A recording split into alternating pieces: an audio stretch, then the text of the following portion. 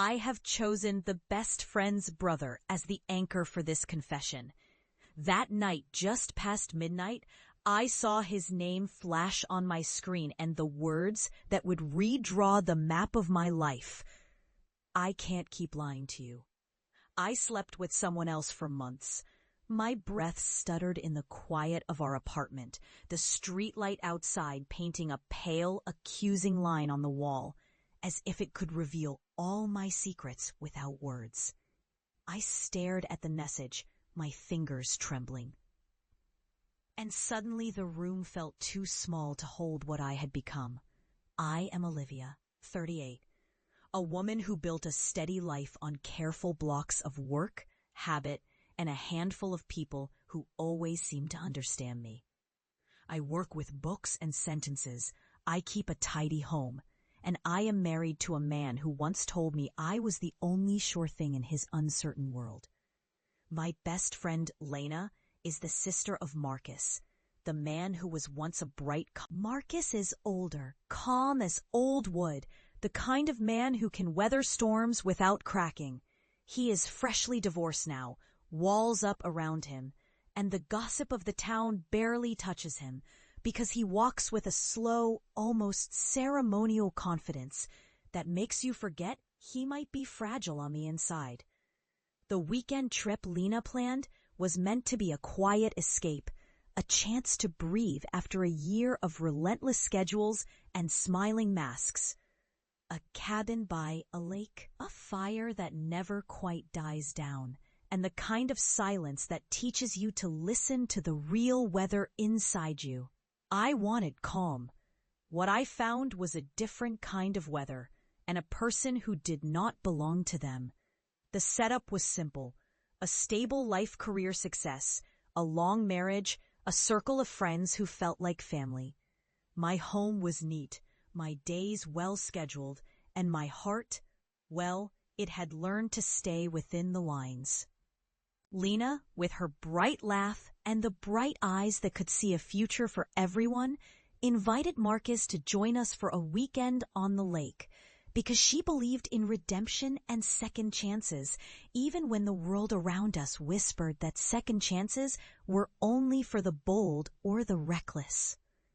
Marcus came with a quiet humor that sometimes felt almost shy, a man who wore his pain like a coat that he forgot to take off. The first night in the cabin, rain tapped against the windows and the pine woods outside smelled clean, like a memory of summer you cannot quite catch again. An accidental brush of fingers while reaching for a mug, a shared joke that stretched too long, and I found myself listening to his stories about a life he had left behind, and asking questions I knew I should not ask. The air between us grew heavier, more heavily weighted with the unspoken. The inciting incident arrived not with a dramatic confession from Marcus, but with a break in my own carefully built world. When Lena was away one afternoon, I came home early and found my husband's phone on the kitchen counter, the screen dim and the message app glowing with too many unread chats. I hovered over it, my own breath narrowing into a tight knot, and I felt the old ache of doubt creep through me. The feeling that I had somehow missed a sign I should have read long ago. Then came the worst of the night, not an accusation, and when he ended the call, the floor seemed to tilt, as if the room itself had decided it was time to change the rules of gravity. Lena returned to an apartment filled with a tremor of unsaid words, and a silence that felt like a door left half open. It was in that orbit of heartbreak that I first saw Marcus, not as a fantasy or a forbidden horizon, but as a person who carried his own loss with a careful, almost sculpted grief. He offered me the kind of presence that does not demand answers, only a listening ear and a steady shoulder. Rising action followed like ripples on a glassy lake. The moment of growth was not a kiss, but a choice. Could I let the old pain drive me away from the truth I was starting to see in Marcus? The house that had once felt like a fortress now echoed with my footsteps, the hollow sound of a life shifting, and the scent of coffee in the morning mixed with the metallic tang of tears I tried to swallow without them dripping into my mug. I found myself watching Marcus from across the room at Lena's side, noticing how he would tilt his head just a notch when I spoke about a book I loved, or how his eyes softened when Lena teased me about my stubborn refusal to ever take a vacation from my routine. There was a tension there, not a plan, but a possibility, a dangerous road that could lead to something I should not want. My heart responded in small, stubborn ways. A quickened pulse when his voice filled the kitchen, a color rising in my cheeks when he asked if I would like to go for a walk by the lake, just us two, as if the world were listening to our silent agreement. And then there was Kai, a quiet tenant who shared the studio behind the cottage, and who watched with a gentle kindness as I carried the weight of bad news and new hopes. He was younger, not naive, but hopeful, a reminder that life could offer a fresh page, even while a bad chapter lingered. His presence, simple, steady, respectful, became the unexpected ally I did not know I needed. He reminded me to breathe, to speak, to choose honesty over the comfortable lie of staying safe. The weekend deepened the ache and the longing. The touch that had started as nothing, an accidental brush along the back of my hand when we passed a chair, lingered in me like a warm ember. The more I allowed myself to listen to Marcus, the more I recognized a truth I had been afraid to admit.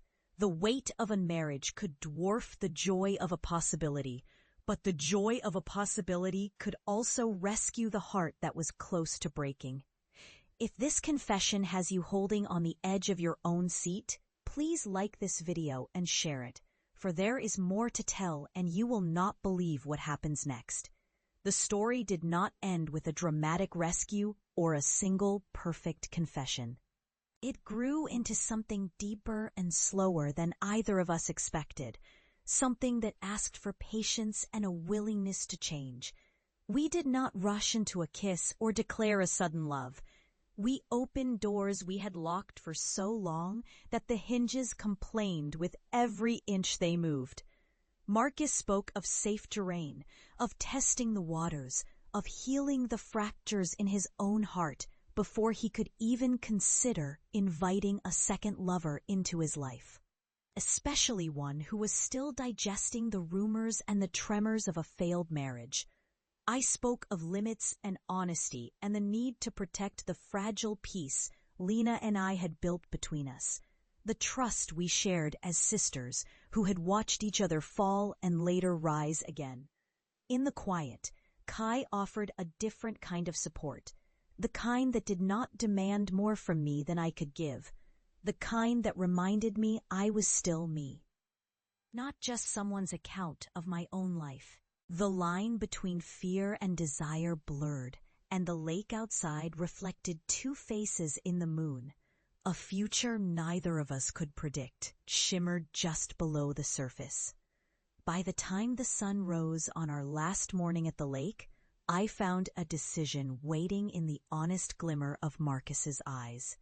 It was not a promise of a perfect ending, but an invitation to a new beginning. One that included forgiveness, risk, and the stubborn courage to love again after loss.